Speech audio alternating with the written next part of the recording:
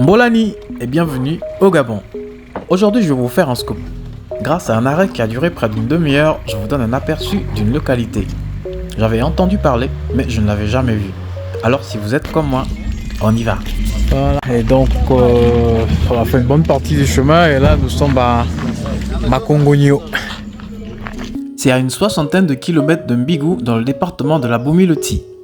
Nous sommes dans l'Angounié, la 4e province du Gabon. Dans l'histoire du Gabon, Makongogno a été le témoin d'un triste événement il y a une trentaine d'années. Un crash hélicoptère. Et qu'en est-il de cette localité aujourd'hui? Ce qu'on peut tout de suite remarquer, c'est que Makongogno est une localité à faible démographie. Ici, j'ai eu l'impression d'être coupé du monde car c'est une zone qui n'est pas bien couverte.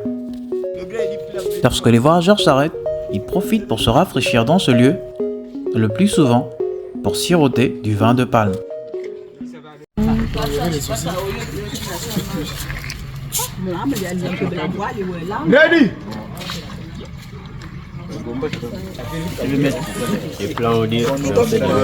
Les quelques commerçantes qui occupent cet espace complètement désert profitent au maximum de la présence des voyageurs pour se faire de l'argent.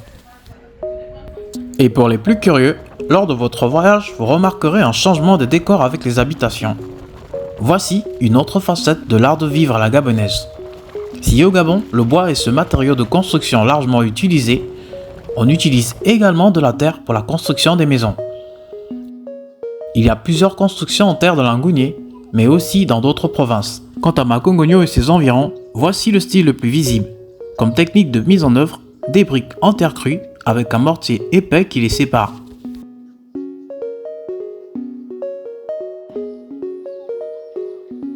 Et quant à la déco, certaines se distinguent des fois du lot. Pour les fenêtres, on choisit une couleur vive pour avoir une façade un peu colorée. Nous allons découvrir un autre type de construction. Et donc là on a un style différent. Donc au lieu de la terre, ils utilisent des écorces. Donc ça remplace un peu les constructions. S'il faut dire. Et là ils sont doublés, 2-2. Ok. Ah, ils doublent. Hein, là ils doublent, 2-2. Pourquoi? Parce que, bon, pour éviter les petits trous, quoi. Ils sont obligés de doubler. Si dans l'histoire cette méthode a été utilisée par plusieurs cultures autochtones du monde entier, le Gabon n'est pas en reste.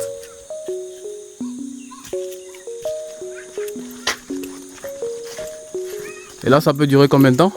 Bon, ça met le temps, hein, une fois, si ça ne se mouille pas, ça peut faire 10-15 ans, sans problème, quand ça ne se mouille pas. Là, comme c'est bien protégé, vraiment ça va mettre du temps. Et ici, vous avez la maison en terre, battue. C'est un peu différent des premières maisons que vous avez filmées là. Okay. Vous voyez la différence ici, ils ont déjà doublé. Ils ont mis la terre noire au lieu de la terre rouge. Ça a été un plaisir pour moi de vous avoir brièvement présenté Makongogno, mais aussi cet aspect de la vie au Gabon qui me tenait à cœur. Bref, la découverte du monde rural.